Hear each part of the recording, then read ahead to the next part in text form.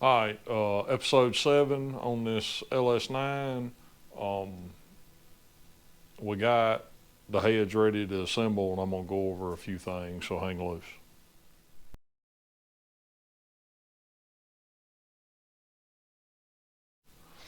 All right, couple of things. Did we show the valve job and all? Did we? I don't know. I don't remember. We touched the seats and ground. Did you grind the valves or did I grind the valves? I don't know. Anyway, the valves got ground, and I tipped them this morning. They had just a little bit of stem wire. I mean, the tips had a little wire from the rocker, so I tipped them all. And I got all of them in one head, and I was going to kind of go over setting up the spring package and checking all that kind of stuff. So the first thing that's important is we've got a tip height, right? So every valve, and there's three things that really affect tip height. Let me pop an intake out here. So we've got an overall length, and then we've got a tip to the 45 dimension, and then we've also got a seat depth, and all of that.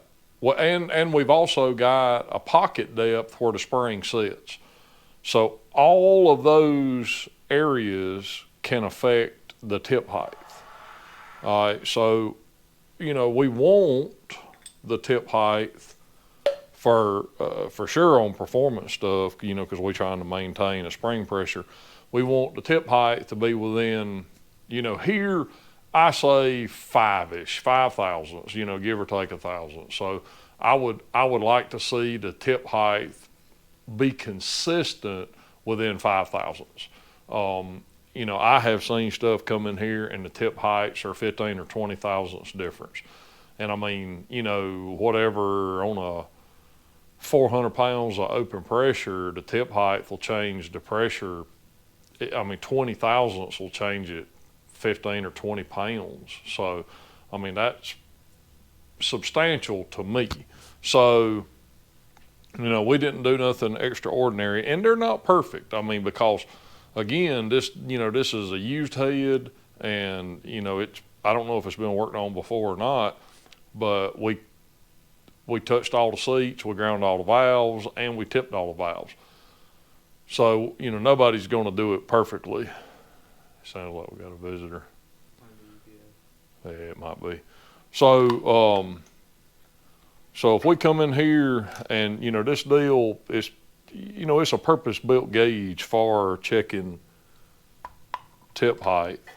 And so we can come in here and we can see that is 11. Yeah, it's sitting on 11. All right. If I can get in there, that is 10, 9, 11,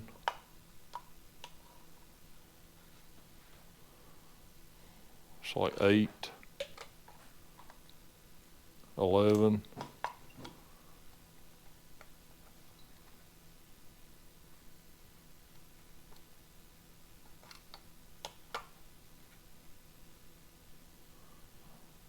and that one's like 4,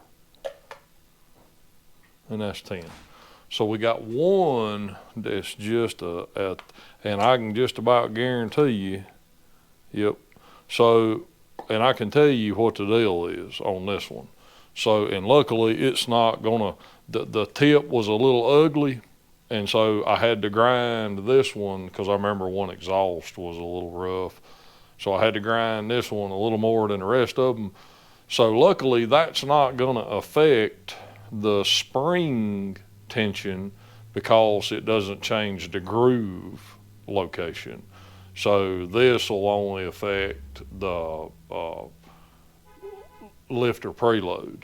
So, again, it's not a big deal even if it was the other way, but it's not, because I know it come from the tip, because like I say, we had to tip it a little extra. So, all right, so we got that, and we've verified that reading. The next thing we need to do is we've got, and I think these are on our website and they're inexpensive, but this is an installed height micrometer. There's two different versions, different height. Well, actually, there's a couple different versions, but regardless, this is the correct length for doing most American V8 stuff. So we will, in the springs for LS, most springs are designed for a 1/800 installed height. Some of the LT stuff, well, I mean, most of the LT stuff is designed for factories. I think it's 1/950. But we make a spring seat that's the correct thickness that brings those back to 1/800 also. So you can use a standard LS style 1/800 installed height spring in a LT head. So anyway, so let's get, we'll just pick one randomly, and we're going to put it together, and we're going to measure the installed height.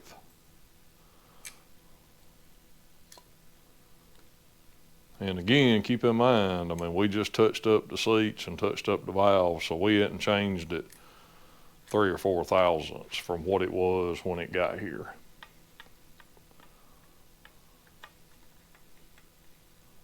So once you get to, you put the retainer on, put the locks in, and then you just expand the micrometer. And I don't know, can you get in there and see that? All right, so it's one, and then you see 800. We know it's 1 inch. All the way shut is 1 inch. And then we've got 860 right at 65. So 1/865. Now, one thing that's not in it is the spring seat, and this, we use this kind of seal with a spring seat built in for the springs, and it's 40. So we can minus 40 from this dimension, and we know that that's going to leave us 25. So we need to shorten up, and I've checked a few of them. We need to shorten up the installed height roughly 25 thousandths. So what we're going to do is we're going to add a shim to every one, and we'll just put it under the spring, and we'll add a shim to get that installed height where it needs to be. And I think with the correct installed height, these have 150 on the seat and 425 open at 620 lift. And I think the cam, we haven't ground the cam yet, but I'm 90% sure the cam we're gonna grind is like 625 lift. So we'll have like 425, 430 open pressure, and then that 150, 155 on the seat. And I checked, I'm 90% sure this is a pack spring. It's probably a polished 1905 is probably what it is. I don't know that, but that's what it looks like. But it's a good spring. The pressure looks right and the spring looks right, so I'm pretty sure that's what it is. And I checked all of them. The pressures are good on all of them, so we're going to put those back in it. Just, there ain't no need in wasting. If we see an issue with pressure, we'll chunk a set of springs in the trash and put some new stuff on, but those look good, and I don't believe this thing has a ton of miles on it anyway. So, we're going to get all of that assembled, and then we'll pop these together. I probably won't do it on camera. One other thing, I checked the tracking just now. A shout out to K-Tech. They had squirters, a set of squirters for this thing, and they let us send them a 2-day air label, and they shipped a set of squirters out the same day when we called them, so they are showing that they'll be delivered today. So as soon as those squirters come in, we're going to get back on the bottom end. So hang loose and we'll get all of these assembled, and I hope that's, you don't need to see me put springs on. You've done that before. But just like I say, just know that this installed height stuff, on a regular, just untouched set of heads, you know, you pretty safe. I mean, I still check them, but you pretty safe with normal stuff. But when you get outside of that, just like these, I mean, they should be correct, but they're not. So we've got to add shims to get the installed height where it should be. And when I took them apart, there were no shims. So we know the installed height was wrong when it got to my facility. So, you know, it's just one more kind of, you know, people just chunk stuff together and they don't check it. So, all right, we're gonna get these together. We'll be back. Yep, so they just came in. Thank you again to K-Tech. So we got the squirters. I'm fixing to get them in the block. We're gonna get this crank in the block. And I got a rod laid out. We gotta check the rod bearing clearance steel. And then if that's good, we'll hang all the pistons on the rods and get those going in the block.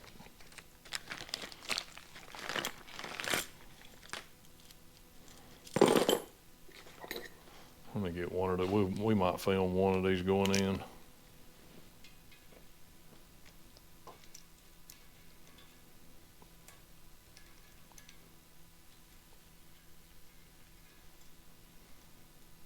Let's stick another one in on the other side.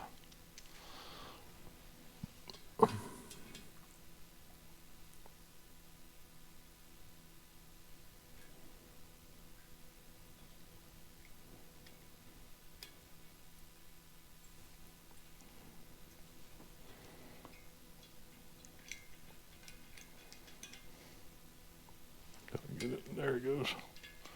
Get that dial pin snapped in.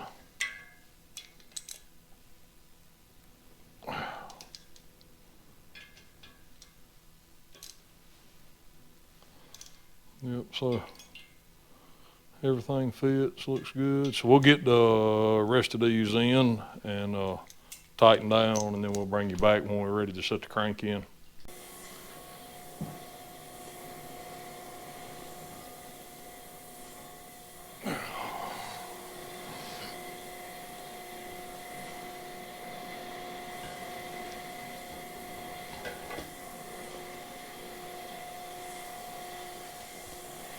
All right.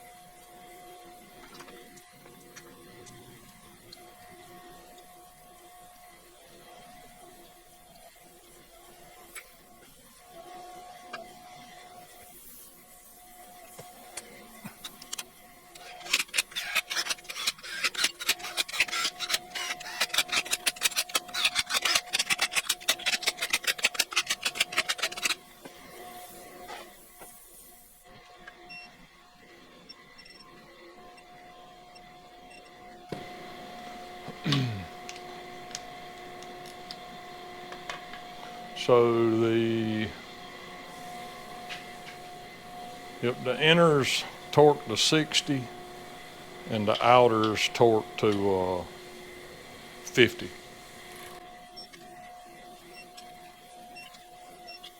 Can't torque the center one, we still got to set the thrust.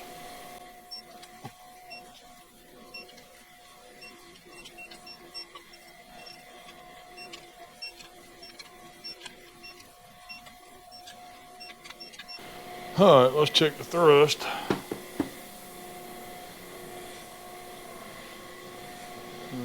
Where's my plate at?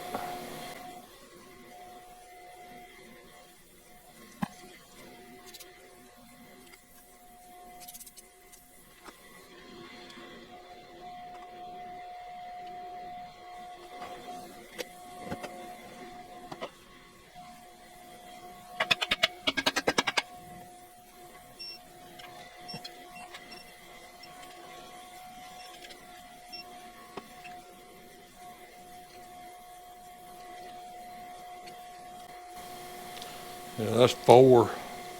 So that's fine. I mean, I got heavy assembly lube, but it feels nice. So I'm satisfied with that. All right. I need to get some, I should have done it before, but I need to get some rod journal measurements.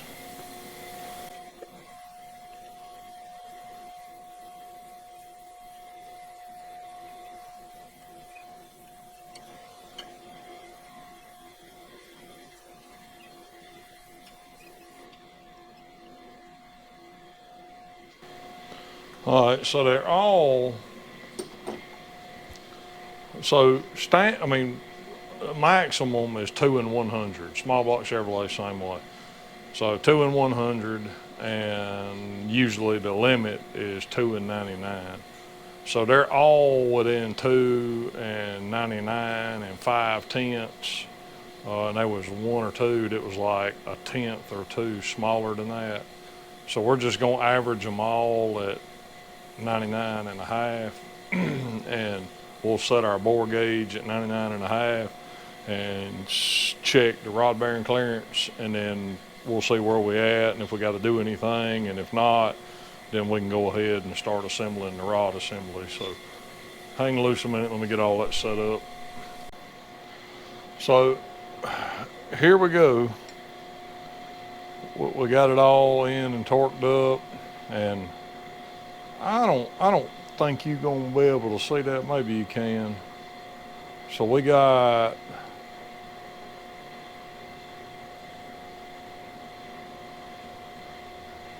like 2.6 to 2.8 clearance, depending on exactly where you measure it. But it's big, and that's the issue for me. I mean, a lot of people would let that ride, but I want to see, especially on something that's, you know, just mild like this, I want to see like 1.8 to 2.2. That's where I want to be. I would probably let it pass at 2.5. I'd probably let that ride, but you know, 2.8, I mean, almost 3 thousandths, I'm not going to let that ride. So I just looked. I don't have a set of 1s in an XP. I got some HPs in a 1.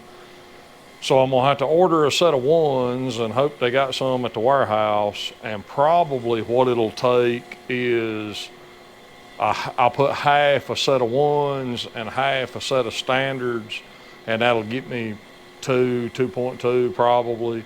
But I'm gonna go check now and see if the warehouse has got any 1s, and then we'll have to wait till those come in to be able to actually put the rods in. But I can go ahead and hang the pistons and get all that done.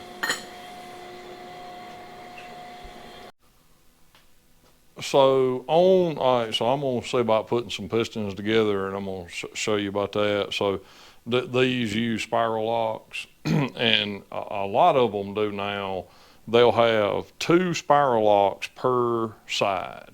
So you have to stack 2 on top of one another. And so what I always do, because sometimes they just a bear for some people, I always just spread them open like that, and that way you can wind them into the groove. So, and I always just build one side of all the pistons, and then I'll put them on the, once I get one side built, then I'll hang them on the rod and then put the other side in.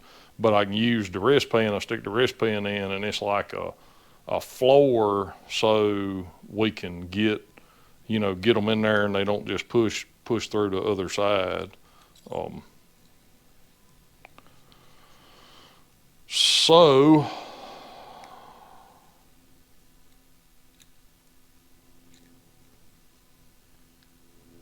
I hear the chickens. And you just kind of walk it around, and then it'll just snap in the groove. And then you just grab the next one and stack it right on top of it. Usually I'm doing this at a bench and not standing here in front of the camera.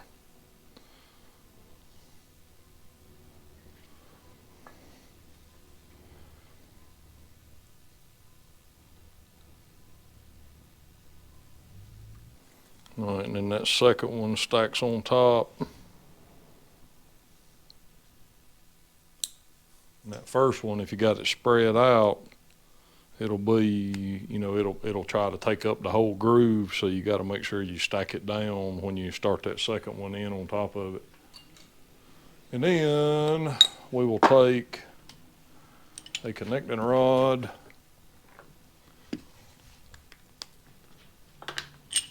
and just put a little lube in the bushing.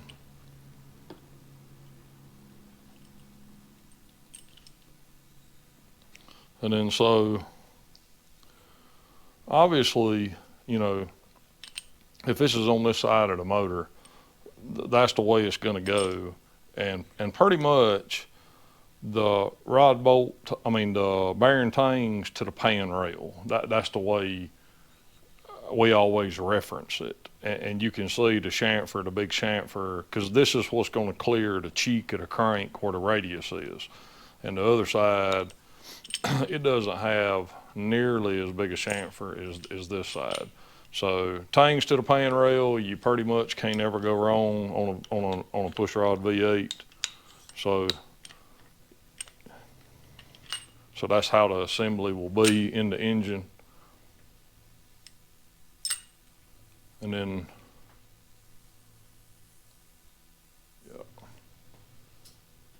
yep, got the knot. So these are, notched for the squirter. And we got to check that. We're going to have to put one in to make sure that, there ain't no clearance issue, because some stuff you just have to clearance the, or not clearance so much as maybe tweak or bend the squirter a little bit. Yep, so we'll get the other 7 pistons assembled and all of that, and hopefully tomorrow the one under rod bearings will be here. They did have them at the warehouse. I called, so they are on the way. And I still got to grind the cam for this thing, and we got another cam or 2, this a LS that's hot, so I think tomorrow we're gonna probably jump on that and get the cam ground for it, and I'll get the rest of these assembled. And I think I'm gonna just call this for this episode, and then as soon as those rod bearings get in, we'll try to do another episode and get this short block hemmed up. The heads are completely done, so as soon as we can get the cam done and get the rods and pistons in it, then man, we can get the heads on this thing. So it ain't gonna happen. It ain't gonna get finished this week, but first of next week we ought to have this thing hemmed up and get it out of here, because we got 2 or 3 that need to leave before we go on vacation. So, all right, we're gonna wrap this one up. We'll see you on the next one. Thank you so much for watching.